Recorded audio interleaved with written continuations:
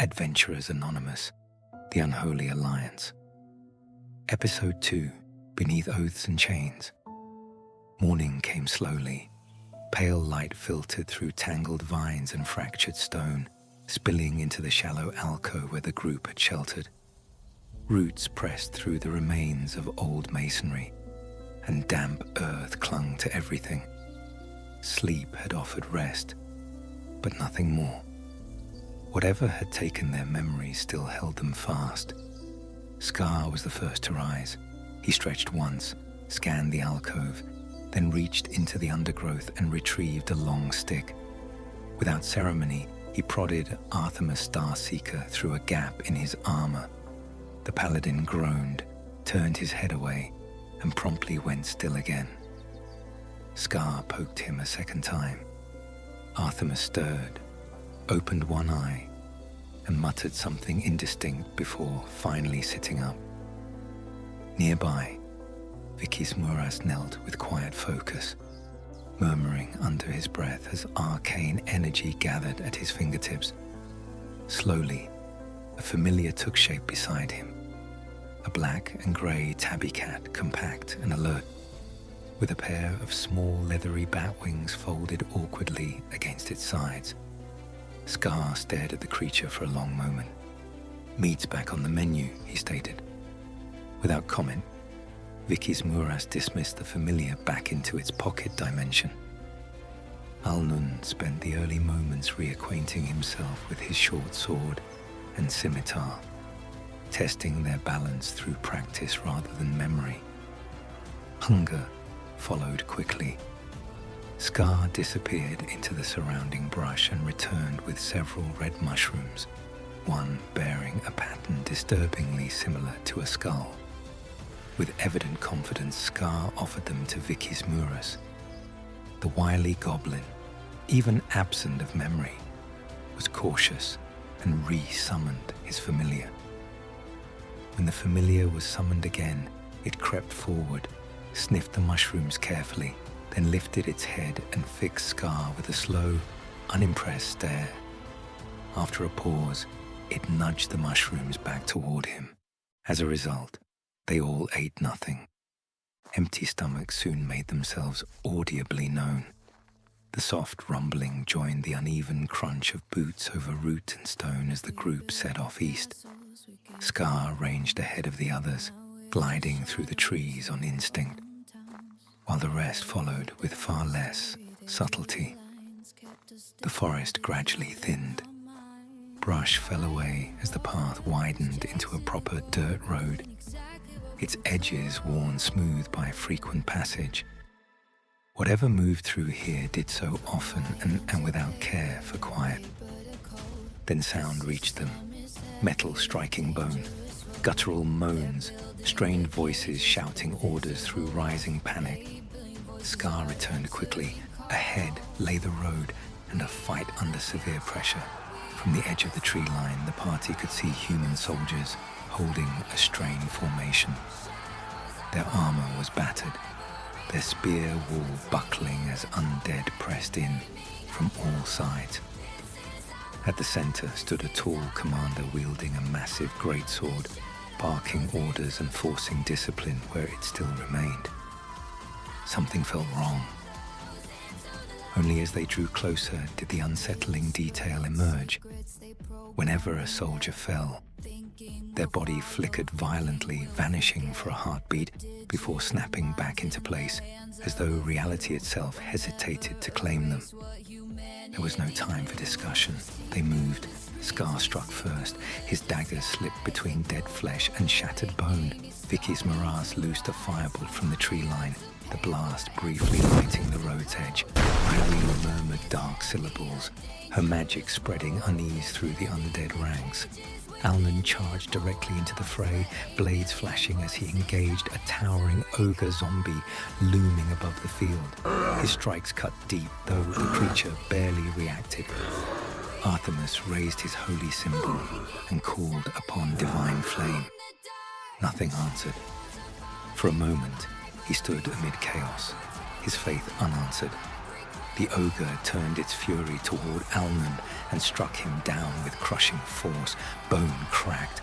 Breath fled in a violent gasp. It was at this moment that Kratos surged forward. Radiant light exploded outward, washing across the battlefield. Lesser undead burned away where they stood. Alnan's wounds closed beneath the glow, his breathing returning in sharp, painful gulps. Moments later, Artemis reached him, laying glowing hands upon broken bone and drawn flesh, the wounds mending and knitting together in front of his very eyes. Alnan rose slowly, eyes blazing white as celestial power answered at last. He struck the ogre with overwhelming force, driving the massive creature to its knees. Scar was already moving. He leapt onto the creature's back and ended the fight with brutal efficiency. The undead fell. The road grew quiet. The commander did not waste time. She moved swiftly through her wounded, pressing glowing hands to torn armor and broken bodies. Bones set, bleeding slowed. Lives were pulled back from the brink with grim efficiency. There were no speeches, only survival. When she reached Kratos, she laid a glowing hand on his shoulder, mending his injuries as well. "You arrived when we were already dying," she said quietly. "For that, you have my thanks." Then her eyes fell to the symbol on his shield. The warmth vanished. Her posture stiffened, breath caught. "Raise weapons," she ordered sharply. Steel obeyed. "You carry the mark of the righteous brothers," the commander said, her voice tight with fear and anger. "An order of zealots and butchers." Scar stepped forward at once, insisting they remembered nothing of such a group. Irene reinforced the claim, explaining that they had all woken only the day before, with no memories at all. Kratos felt something stir, a flicker of a half-formed image, but it held no shape or meaning. Slowly, deliberately, he lowered his weapons to the ground and stepped back. Silence stretched. At last, the commander lowered her blade. "I will hear you," she said cautiously, "but you will speak only truth."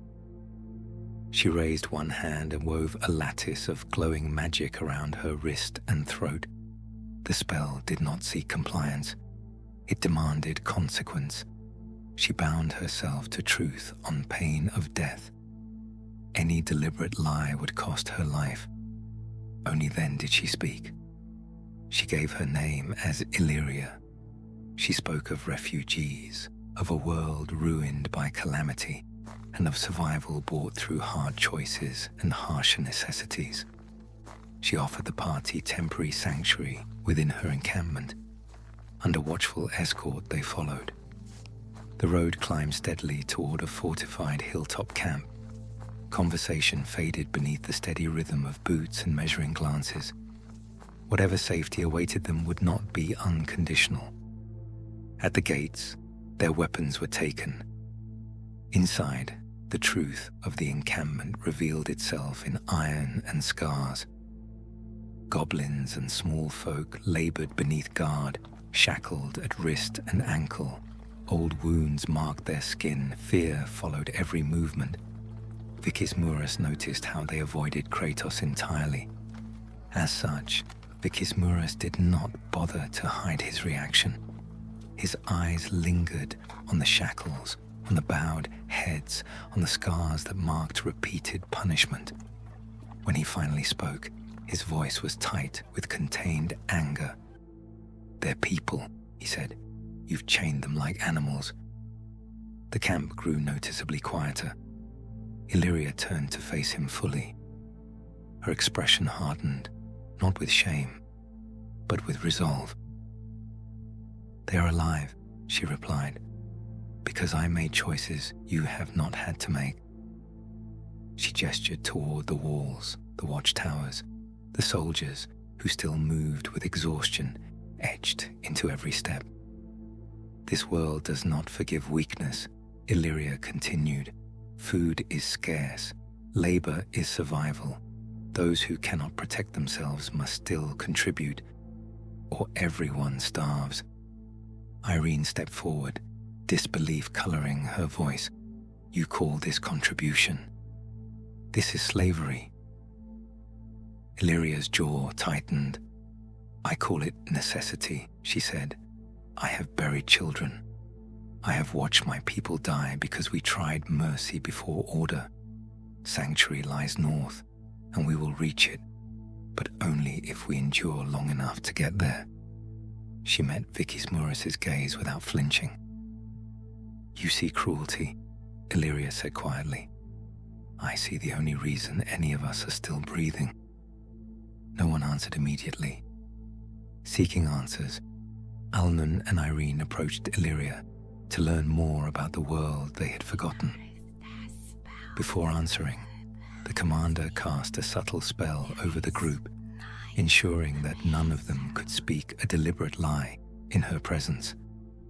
When she was satisfied that their claims of amnesia were entirely genuine, she explained that her people were refugees traveling north to a rumored safe haven called Sanctuary, a place where the weak were protected and resources were plentiful. Illyria then offered the party a formal arrangement. She would provide them with supplies and share her knowledge of the world's history if they agreed to help her people. She revealed that 3 children, a dwarf, an elf, and the daughter of a legendary scout named Mithrin, had gone missing in the wilderness, likely searching for food to ease the camp's strict rations. She granted the party the empty tents of her fallen soldiers, leaving them to rest and consider her desperate plea for help. No weapons, no certainty. Only a choice that would shape what kind of allies or enemies they would become.